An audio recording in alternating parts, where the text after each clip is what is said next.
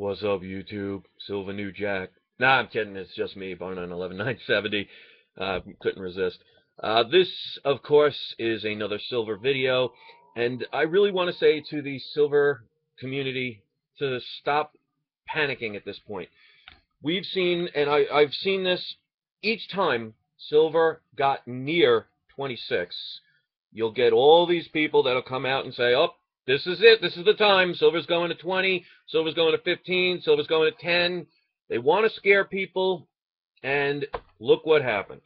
Now, I'm not going to sit here and say it cannot happen, because as we see the manipulation, we see how they control it up and down. Make no mistake, it is both ways, because they still have control of it. So even if it goes up, they're manipulating it. So, I want to keep this in proper perspective. But, as I said in my videos, and I get ridiculed and attacked because I don't get the exact number on the exact second that it's supposed to happen, but I said that in April there's going to be some dips, and I said it will not go past about mid-26. And as we see, it got as low as around 26.80-ish, somewhere in that general vicinity, and now it's back up again. It is now going up 26 cents. So it is now back up over 27, and we see gold has recovered almost $14. Platinum has recovered $12, and right now palladium is down another $2.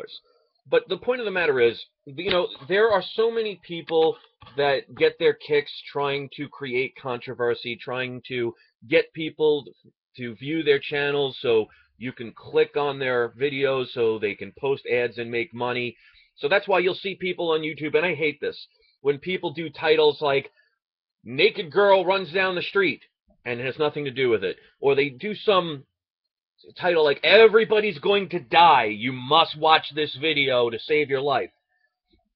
There are people out there who will go to extremes because either they get their rocks off on it, they really don't have a clue on what's going on, or they just need a way to get you to watch their channel. And that's why you see, I don't do any major special effects, major editing, make this look absolutely pretty. I don't edit it so I sound perfect.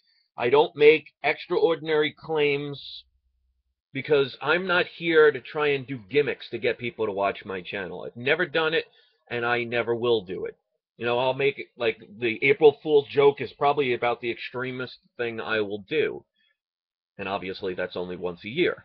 But the point of the matter is if people come here, especially the ones that are here for the right reasons, they come here because they appreciate my information, because it's genuine, it's as accurate as I can possibly make it, because obviously I'm not part of the manipulation, but I keep it logical, rational, and people know that even if I don't get it 100% right, I wasn't trying to scam people or lie to people or trick people or get people to come here so I could profit off of you.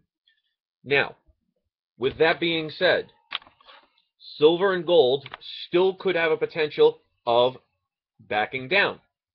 But I've said it 100 times, I'll say it 100 more. Until it breaks 26, which obviously you could see as support for silver, I just will not see it going down any lower past that, because we're seeing, once it gets to that point, people are starting to say, all right, let's buy in.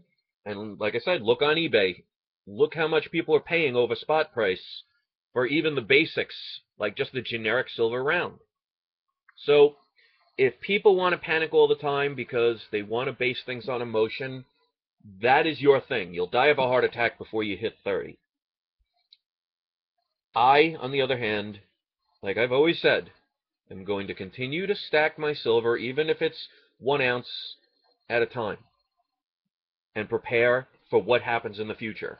Obviously, we don't know. We could speculate, we can guess, we can assume, but even if it's going on a certain pattern, we've seen it only takes one type of variable to change everything in an instant. And people say to me, oh, well, you said 35 was a buying opportunity, 40 was a buying opportunity, 29 was a buying opportunity. If you're thinking long-term, if you're thinking of protection against a dollar that could potentially collapse and be no more, does it really matter how much you've ultimately spent on your protection that will still maintain your wealth. Obviously, we don't have crystal balls. That's why nobody could say, and even J.C. Crone, you did say that Bitcoins might go over 100 or at least 200. I'll give you that.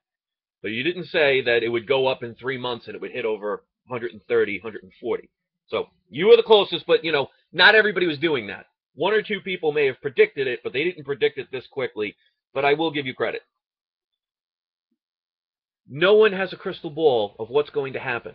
I mean, it could be going like when we saw silver in 2011, getting closer and closer to 40 and 49, 49.50, 49.51. I remember, and I had people that were following my video. I was making like a video every second because it was an exciting moment to see it almost hit 50. And look what happened.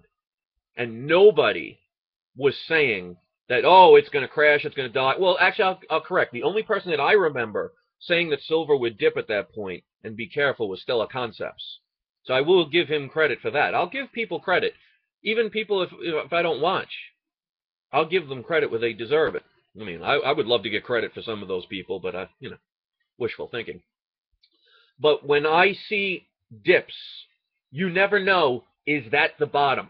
So you take a chance. You don't go all in and you sell your house when it only drops 50 cents. But you get a little bit, because if it doesn't go lower, then you missed an opportunity. And I've said that several times when silver got down to 26. How many times on comments I had from people, well, I'm going to wait until it hits 20. I'm going to wait until it hits 15. And then they get nothing. Each person has their own choices. I own up to my choices because I don't do things based on what other people want me to do. I do things because I choose to do it. If I succeed, then I have no credit to give to anybody but myself. If I fail, I have no blame to put on anybody else but myself. It's called responsibility. We all need to start doing that. And that's why, like, for example, I had to help friend of the family. He's been a friend of the family since 1980. He had a stroke. He's about 400 or 500 pounds. Because of the stroke, he can't move. Half his body doesn't work. He can't drive. He can't even use a phone. And I help him out all the time. His family basically left him, disowned him. He has no one to help him. So I bring him to go food shopping, go to all the places that he needs to take care of himself, help him out in every way possible. And yesterday, actually, I had to bring him to Social Security to fix a problem with his Social Security check. He had to wait 4 hours, by the way. And the people that were waiting there, they all had their iPhone 5s or their Droid X's and had their nice fancy clothes. Well, not the fancy clothes, with the fancy shoes. Because I guess they figure people behind the counter can't see the shoes. But the point of the matter is, so many of those people look to me like they could work perfectly. And how many people are taking advantage of the welfare system because it's easier not to work? And what people don't understand is that causes the problem, or it's part of the problem. Because when you're dependent on the system, where do you think they get that money from? Obviously, we know that the government can print as much money as they want. But you could see as when they steal from like bank accounts like MF Global and what they did in Cyprus, they would rather steal our money than just make their own. And people have asked, well, why do they do that? Well, if you're a criminal, would you rather use your own or take from someone else? We usually don't get it because most of us are pretty decent human beings. We would never do things like that. We have to think like the enemy. They don't want to use their stuff. They don't want to just print money and make everybody happy, because then they wouldn't have the power. They wouldn't have the control. Because if they have all the money and you have either none or very little of it, you're dependent on them to save us. If they could just print money to infinity, they wouldn't need taxes from us. We wouldn't need to work. Life would be a joy for everyone. We would have no need for them. See what I'm getting at? All right, guys, before this gets too long, I'm going to end this video. Keep stacking. Stop worrying about the people who just want to pick out any number. I may not get it the exact day. I may not get it the exact number. But if anybody's been watching me especially since last summer, I've been pretty spot on as far as silver's concerned. I am not always right, and I can understand the people that will criticize it, but I don't see them making any guesses themselves. So it's always easy to point fingers, and it's always easier to have that hindsight is 20/20 vision. You know what? I take the chance because I want to try and show people that there is some predictability. But it's like anything. When you roll dice, you're not going to get the numbers every time. All right? Thank you for watching. If you're into the physical gold and silver, I welcome you to subscribe if you haven't. If you're here just for entertainment, I welcome you to subscribe. All I ask, guys, is be nice, be considerate, and let's all get along. All right? Double piece. One more piece. Two more pieces. No more piece.